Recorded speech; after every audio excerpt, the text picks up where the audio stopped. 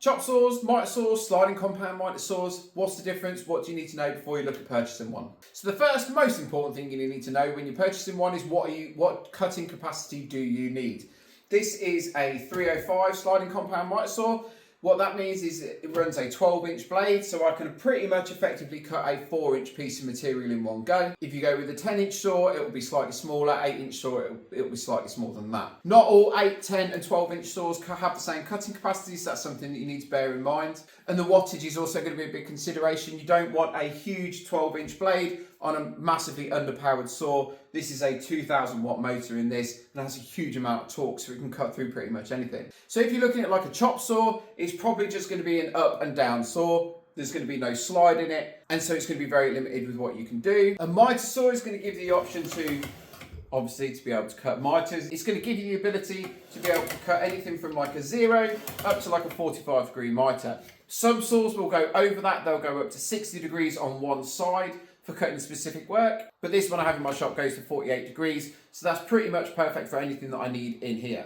The reason I have this one in particular is because of the large cut capacity for when I'm cutting big pieces of timber, sleepers, those sorts of things. You might be saying to me, Josh, we talked about chop saws, talked about mitre saws, what's a compound mitre saw? So a compound mitre saw is going to give you the ability to cut at different angles on the vertical.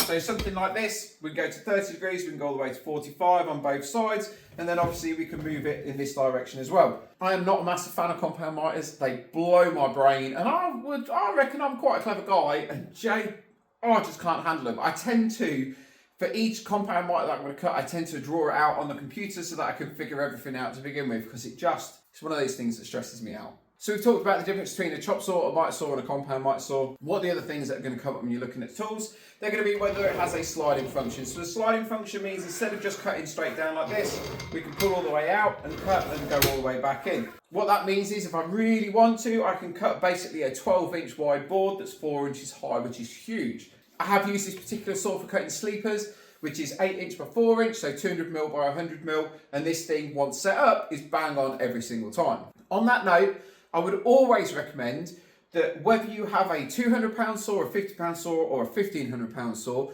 you set it up every time you're going to make a specific load of cuts. So if I'm going to do a whole bunch of right angle cuts, I'm going to go and check to make sure that we're at 0 degrees at this section, so I'm going to get a 90-degree cut in here, and I'm going to check this to make sure that this is 90 degrees as well. Unless I'm doing rough work, I'm always going to set the saw up first. Anybody who thinks that you can just buy a tool and just set it up once and just leave it, that's just nonsense, as in my personal opinion. One of the things to be extremely careful about, again, if you can always get your hand on the tool, that's a great thing to do, is how it slides and where the support is for the sliding mechanism to make sure that it's not got too much rock or too much twist in it. I personally like this type of handle. This type of handle means that the saw is just going to go straight down.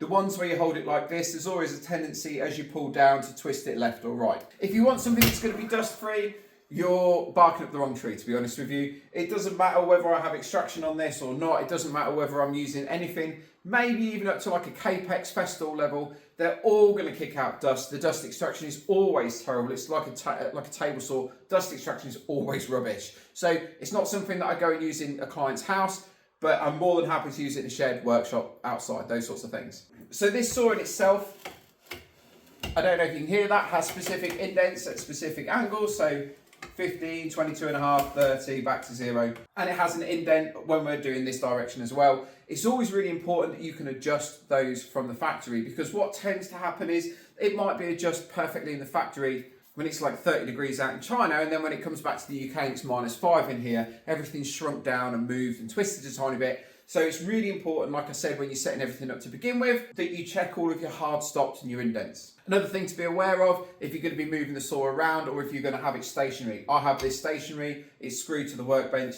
This thing weighs 23 kilos, right? This is not something I would be lifting in and out of a van or my Volvo or putting in a trailer all day. And so for something like that, I have a smaller 8-inch saw which can do finer trim work because I don't need the extra capacity while I'm out on site. And let's be honest, it doesn't weigh 23 kilos, right? Whereas this weighing 23 kilos is perfect for my workshop where if I want to cut a 300 by 4 inch, whereas if I want to cut a 300 by 100 mil piece of timber, I can do that without any issues. Some of them come with like ghost lines, some of them come with lasers. For me, I'm not really too fussed about that. What I tend to do is I'll take a piece of timber, I'll mark where I want the cut to be, I'll move it down, I'll make sure that the tooth is exactly where the cut wants to be, and then I'll start it and cut it. That's just my personal preference. Some people love the ghost lines, some people love the lasers, but I just tend to like my mark one eyeball and just mark it, put it in the place and cut. Something to be aware of when you're buying saws is they're going to come with a blade. 9 times out of 10, you're going to want to take that blade off and put a decent blade on. If you're going to buy something like an Evo that's got a demolition blade on it,